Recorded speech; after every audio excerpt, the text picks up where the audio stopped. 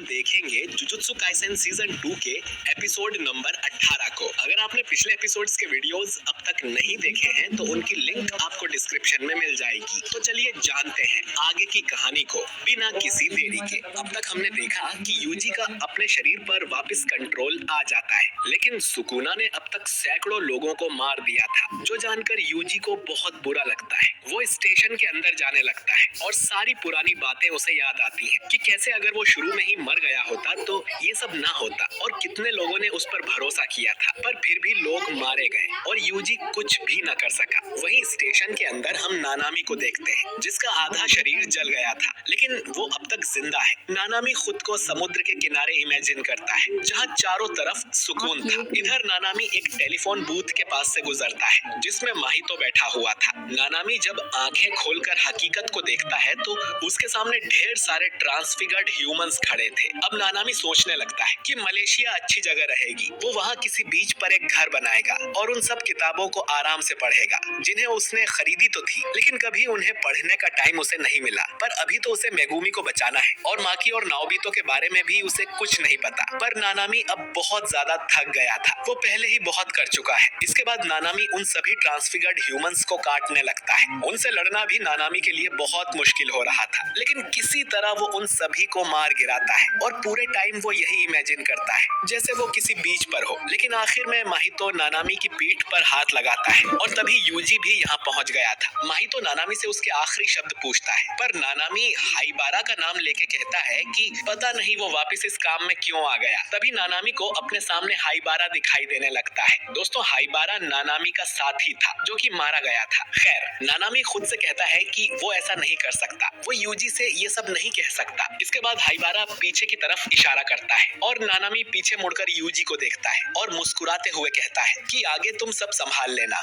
इतना कहते ही माहितो नानामी के शरीर को ब्लास्ट कर देता है और नानामी की मौत हो जाती है। ये देख यूजी को बहुत बड़ा शॉक लगता है और वो माहितो से चिल्लाते हुए पूछता है कि उसने ये क्यों किया, जिस पर माहितो कहता है कि चिल्लाओ मत यूजी, बहरा नहीं हूँ मैं। अब यूजी बहुत गुस्से में माहितो की ओर भागता है, लेकिन माहितो अपने पास से एक छोटा ट्रांसफिगर्ड ह्यूमन यूजी की तरफ फेंकता है, जो कि एक बड़ी सी स्पाइक वाली दीवार बन जाता है। पर यूजी उन स्पाइक्स को आराम से तोड़ देता है। फिर माहितो अपनी soul multiplicity body repel technique use करता है, जिसमें वो एक से ज्यादा सोल्स को कंबाइन कर सकता है। ऐसा करने से ट्रांसफिगर्ड ह्यूमन का साइज और पावर काफी ज्यादा बढ़ जाते हैं। इससे एक बड़ा सा मॉन्स्टर बनता है, जो कि यूजी को खाने की कोशिश करता है। यूजी उसके दांत पकड़कर उसे रोक लेता है, लेकिन फिर माहितो उसके मुंह से बाहर आता है और यूजी को जोरदार मुक्का मारता है, जिससे कि यूजी के चेहरे पर खून आने लगता है। इसके बाद माहितो अपने हाथ को एक चाकू जैसा बनाकर यूजी पर अटैक करता है, लेकिन उसका चाकू ही टूट जाता है। माहितो बोलता है कि अगर उसने थोड़ी और ताकत लगाई होती तो यूजी का चेहरा जरूर कट जाता। यूजी अब माहितो से पूछता है कि वो इतने सारे लोगों की जिंदगी से खिलवाड़ कैसे कर सकता है। यूजी की बात सुन माहितो हंसने लगता है और कहता है कि लोगों को मारने के पीछे उसे किसी वजह की जरूरत नहीं है, लेकिन फिर भी वो यूजी को एक डेमो दिखाएगा। इसके बाद माहितो अपने एक हाथ को जुनपी के चेहरे जैसा बनाता है और फिर उसे स्टैब करता है और कहता है कि तुम और मैं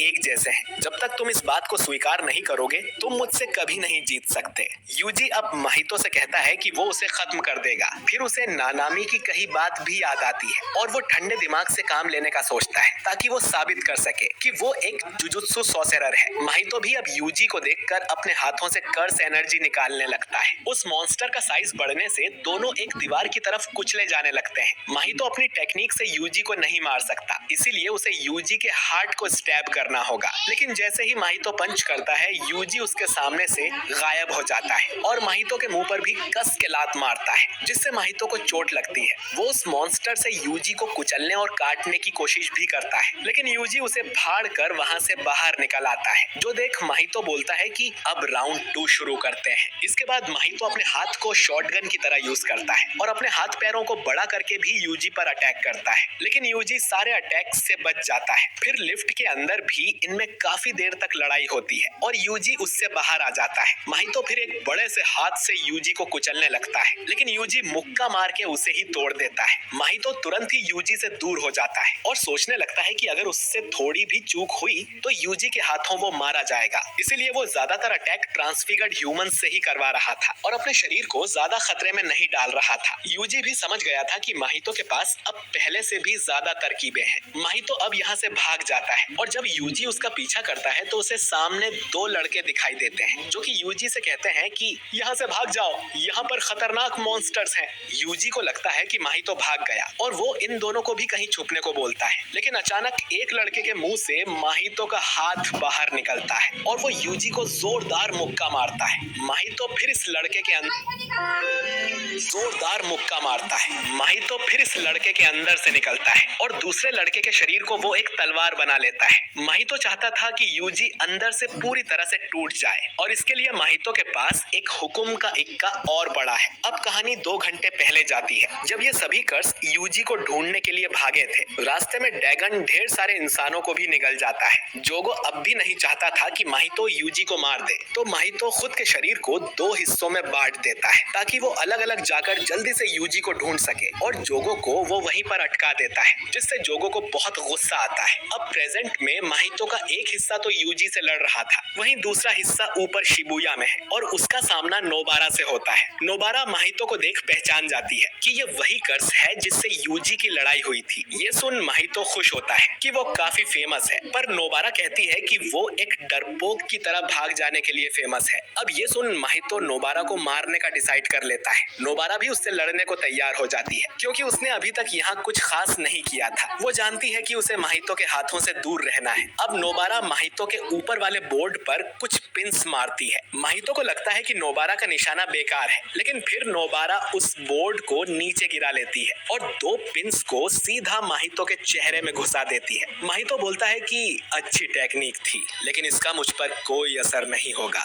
वो मन में सोचता है कि ये लड़की जरूर यूजी की कोई करीबी दोस्त होगी, तो वो इसकी लाश यूजी को ले जाकर दिखाएगा, जिससे यूजी की आत्मा और ज्यादा टूट जाएगी और ये एपिसोड यहीं पर खत्म हो जाता है। तो दोस्तों, आज के एपिसोड का एनिमेशन थोड़ा ठीक ठाक था, लेकिन फिर भी मापा को अपने एनिमेटर्स को थोड़ा और बेहतर टाइम देना चाहिए, क्योंकि ऐसी खबरें हैं कि पिछले एपिसोड में एनिमेशन सिर्फ 30% ही पूरा हुआ था। खैर, बाकी नानामी की मौत इस एपिसोड में हो चुकी है और माहितो नोबारा को भी मारने की जुगाड़ में है। क्या नोबारा अकेले इस स्पेशल ग्रेड कर्स